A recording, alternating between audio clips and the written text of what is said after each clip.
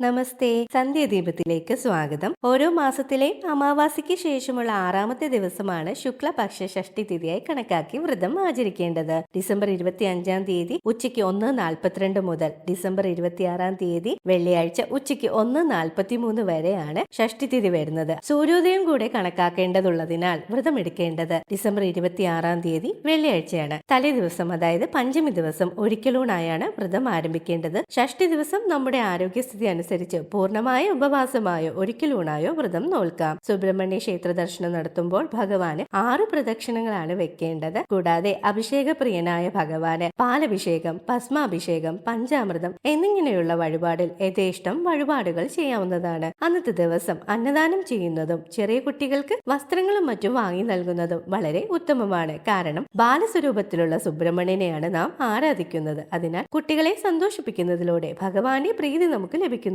അന്നേ ദിവസം ജപിക്കേണ്ട അതിശക്തമായ ഒരു 4 വരി ശ്ലോകമാണ് ഇന്ന് ഞാൻ നിങ്ങൾക്ക് പരിചയപ്പെടുത്തുന്നത്. സുബ്രഹ്മണ്യ ഭുജംഗത്തിലേതാണ് ഈ വരികൾ. ശ്ലോകം ഇതാണ്: മയൂരാതിരൂഢം മഹാവാക്യഗൂഢം മനോഹാരി ദേഹം മഹചിത്തഗേഹം മഹീദേവദേവം മഹാവേദഭാവം മഹാദേവ ബാലം ഭജേ ലോകപാലം. അതായത് മയിലിനെ വാഹനമാക്കിയവനും വേദങ്ങളുടെ അന്തസത്തയായി വിളങ്ങുന്നവനും ഭക്തരുടെ മനസ്സിൽ വസിക്കുന്നവനും ശിവപുത്രനും ലോക സംരക്ഷകനുമായ സുബ്രഹ്മണ്യ സ്വാമിയെ ഞാൻ നമിക്കുന്നു എന്നതാണ് ഈ വരികളുടെ അർത്ഥം. ഇത് ഷഷ്ടി ദിവസത്തില് രാവിലെയോ സന്ധ്യയ്ക്കോ ജപിക്കാവുന്നതാണ്. 9 തവണയാണ് ജപിക്കേണ്ടത്. പൂർണ്ണമായ ഭക്തിയോടെ ഷഷ്ടിവ്രതം എടുത്താൽ നമ്മുടെ ഉദ്ദിഷ്ട കാര്യങ്ങളൊക്കെ സാധിച്ചു കിട്ടുന്നതാണ്. ഷഷ്ടിവ്രതത്തിന്റെ ഗുണഫലങ്ങൾ, അന്ന് ജപിക്കേണ്ട മറ്റു മന്ത്രങ്ങൾ, വ്രതം എടുക്കേണ്ട രീതി എന്നിവയുടെ വിവരങ്ങൾ ഞങ്ങളുടെ കുമാര ഷഷ്ടി വ്രതം എന്ന വീഡിയോയില് ചാനലില് ലഭ്യമാണ്. കാണാത്തവർക്ക് താഴെ ആരോ ബട്ടൺ ക്ലിക്ക് ചെയ്ത് വീഡിയോ കാണാവുന്നതാണ്. ഇന്നത്തെ വീഡിയോ ഇഷ്ടമായെന്ന് വിശ്വസിക്കുന്നു. എല്ലാവർക്കും നന്ദി,